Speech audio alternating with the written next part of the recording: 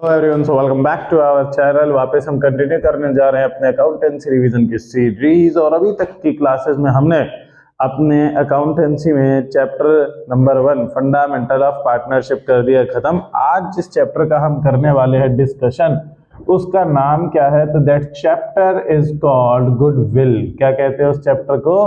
Goodwill, जो कि हमारा है चैप्टर नंबर 2। तो आइए स्टार्ट करते हैं हम अपनी आज की क्लास। तो देखो भाई,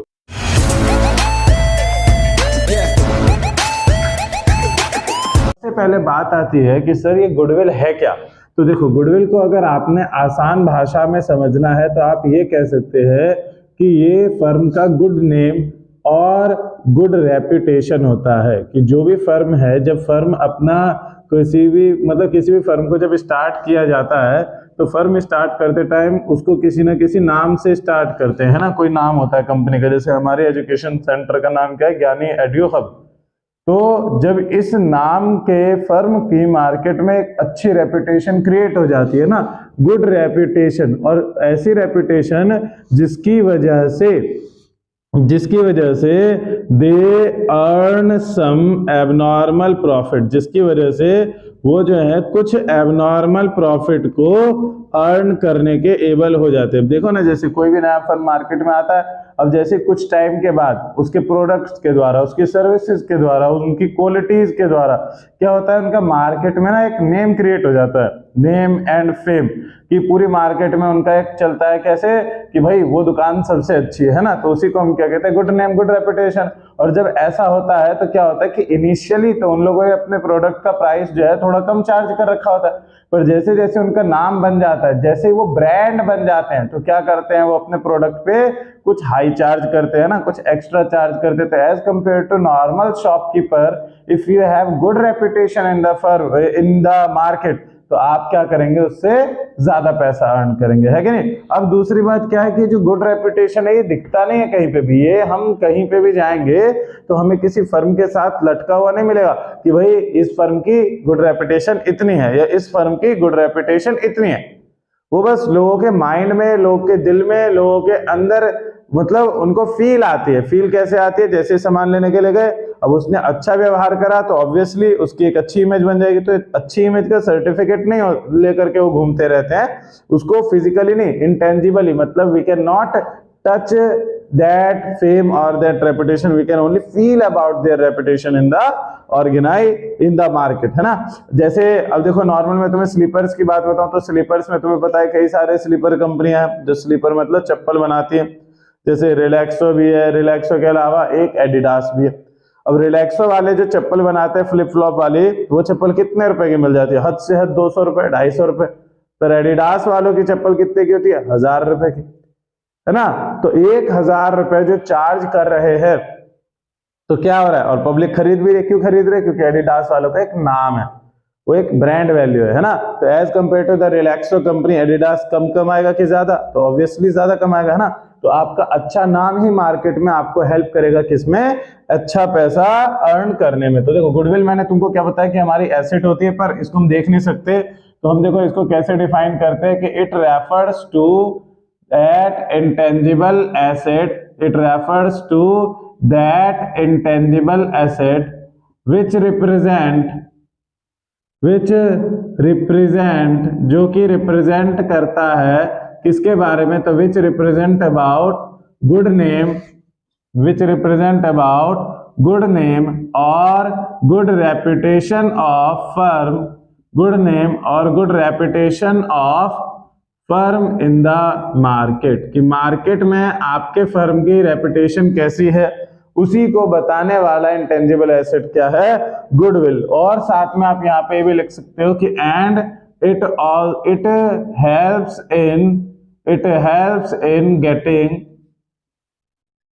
some abnormal profit, कि ये हमको हेल्प भी करता है किसमें? तो कुछ एक्स्ट्रा प्रॉफिट अर्न करने में एज कंपेयर टू अदर्स, कि बाकी लोगों के मुकाबले देखा जाए तो हमारी कंपनी ज्यादा पैसा कमाएगी। कब?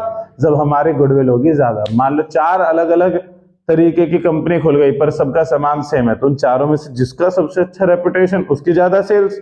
तो उसको ज्यादा प्रॉफिट है कि नहीं। तो गुडविल क्लियर, गुडविल क्या है, सिंपल के sir, it refers to the good name और the good reputation of the firm which helps in earning some abnormal profit to them. अब बात आती है कि सर ये जो गुडविल है, ये गुडविल होता कितने टाइप का है। तो देखो भाई, गुडविल होता है दो टाइप का। एक को हम कहते हैं सेल्फ जनरेटेड गुडविल, एक क्या है अपना सेल्फ जनरेटेड गुडविल है, और दूसरी जो गुडविल होती है उसको हम कहते हैं purchased goodwill.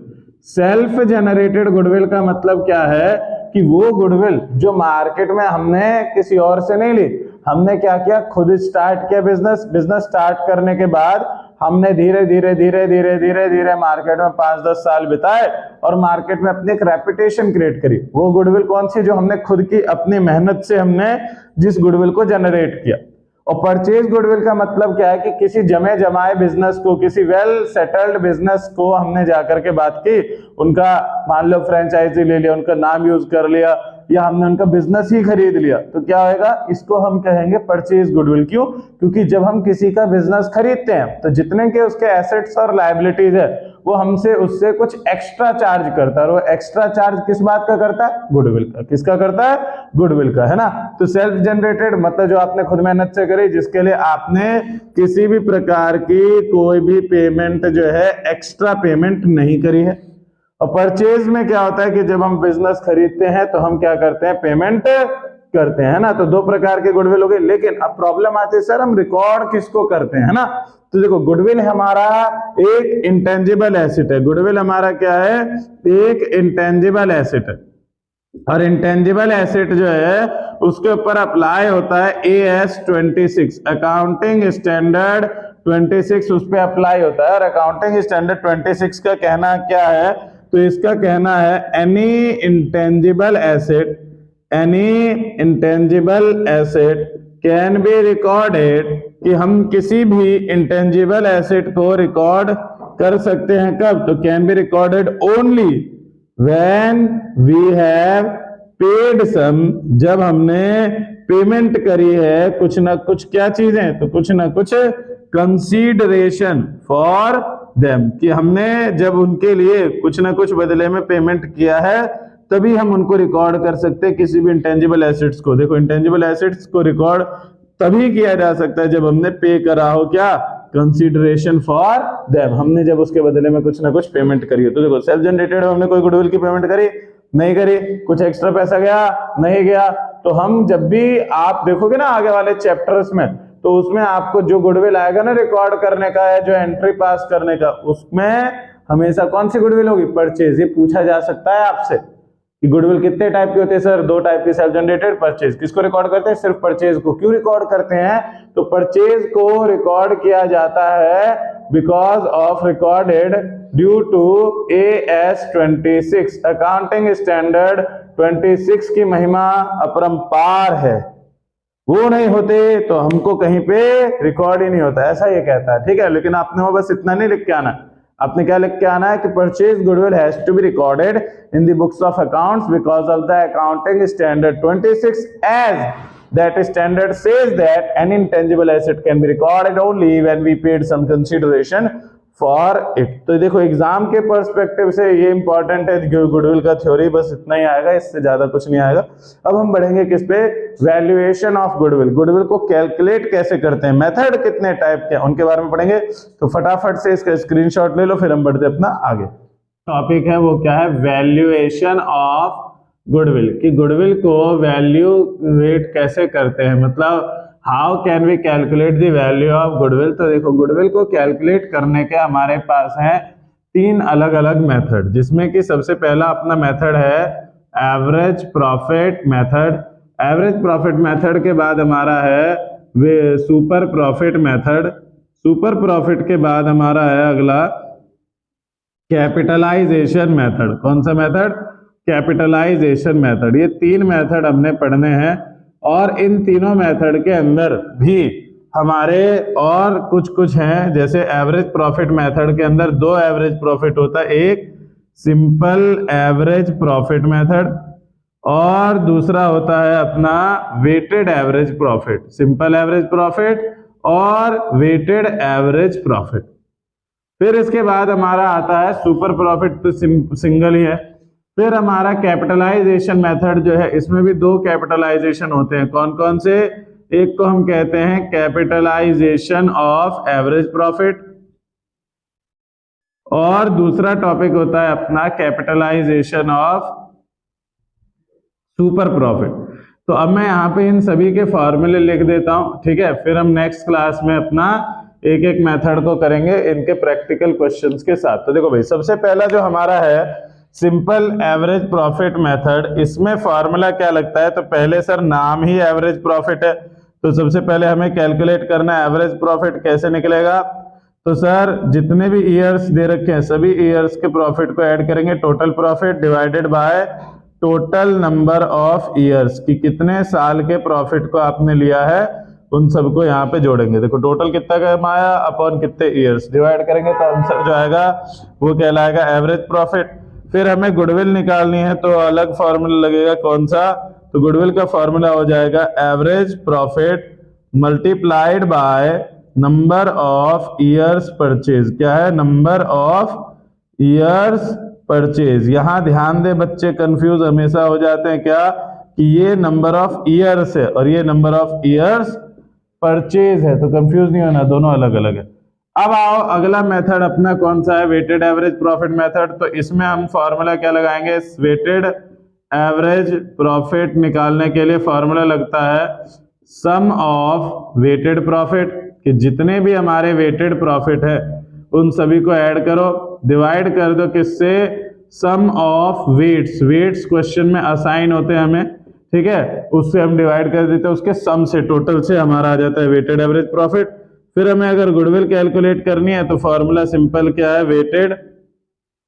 Weighted average profit multiplied by number of years purchase, multiplied by number of years purchase. काम खत्म। तो ये देखो, अगर हमारा सिंपल एवरेज प्रॉफिट है तो average profit is equals to total profit upon total number of years, ठीक। Goodwill is equals to average profit into number of year purchase.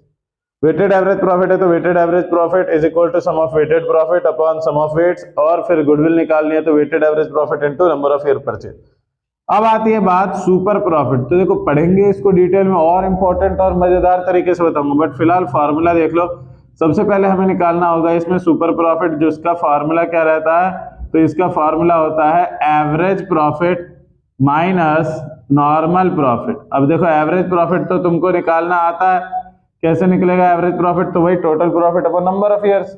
लेकिन नॉर्मल प्रॉफिट अपना कैसे निकलता है? तो नॉर्मल प्रॉफिट का फॉर्मूला हो जाता है हमारा capital employed multiplied by rate upon 100 जो है, इससे आ जाएगा क्या? Normal profit. अब बात आती है सर ये कैपिटल एम्प्लॉयड कैसे आएगा? तो देखो कैपिटल एम्प्लॉयड का फॉर्मूला हो जाता है total assets minus liabilities. Total assets minus liabilities कर देते हैं तो हमारा क्या आ जाएगा? कैपिटल एम्प्लॉयड आ जाएगा। तो सुपर प्रॉफिट में पहले हम निकालेंगे सुपर प्रॉफिट को, जो कि निकलेगा एवरेज माइनस नॉर्मल। नॉर्मल ऐसे निकलता है, ठीक है। अब बात ये बात गुडविल। गुडविल देखो कैसे आएगा? तो गुडविल भी सिंपल है, super profit multiplied by number of years purchase, that's it. तो ये हमारे इन तीनों मेथड के हो गए सारे के सारे फॉर्मूले। अब आ जाओ किस पे? कैपिटलाइजेशन ऑफ एवरेज प्रॉफिट का फॉर्मूला क्या लगेगा और सुपर प्रॉफिट का फॉर्मूला क्या लगेगा। तो देखो कैपिटलाइजेशन ऑफ एवरेज प्रॉफिट के केस में हम पहले निकालते हैं कैपिटलाइज्ड वैल्यू। क्या निकालेंगे? Capitalised value. जो कैसे निकलेगा? तो इसका फॉर्मूला रहता है average profit multiplied bye 100 upon rate. Average profit आपको निकालना आता ही है, 100 अपॉन रेट हमेशा क्वेश्चन में गिवन ही होगा, तो रेट यहाँ अप्लाई करा, आगे कैपिटलाइज वैल्यू। फिर हमें दूसरी चीज यहाँ पे चाहिए होती है क्या? तो सर कैपिटल एम्प्लॉयड। और कैपिटल एम्प्लॉयड अपना कैसे आता है? तो इसका फॉर्मूला वही अभी मैंने ऊपर लिखवाई दिया आपको, टोटल एसेट्स माइनस लायबिलिटीज करेंगे तो हमारा आ जाएगा कैपिटल एम्प्लॉयड। अब गुडविल निकालने के लिए फॉर्मूला अंत में हमारा एक ही लगेगा, क्या? तो गुडविल निकालना है तो फॉर्मूला है कैपिटलाइज्ड वैल्यू, कि जो कैपिटलाइज्ड वैल्यू आपकी आई है वो माइनस कैपिटल एम्प्लॉयड, उसमें से कैपिटल एम्प्लॉयड को माइनस कर दो, जो बच गया वो क्या है हमारा सर, वो हमारा है गुडविल। और अंत में कैपिटलाइजेशन ऑफ सुपर प्रॉफिट है, तो नाम से पता लग रहा है कि जैसे इसमें हमें एवरेज प्रॉफिट था तो एवरेज प्रॉफिट चाहिए, इसमें सुपर प्रॉफिट चाहिए, तो इसमें गुडविल का डायरेक्ट फॉर्मूला लगा दो, क्या सुपर प्रॉफिट आपको निकालना आता ही है, तो super profit multiplied bye 100 upon rate. तो ये 5 मेथड में 5 अलग अलग प्रकार के फॉर्मूले लगते हैं, ठीक है, और इन्हीं पांचों फॉर्मूलों के बेसिस पे हमने पढ़ना है।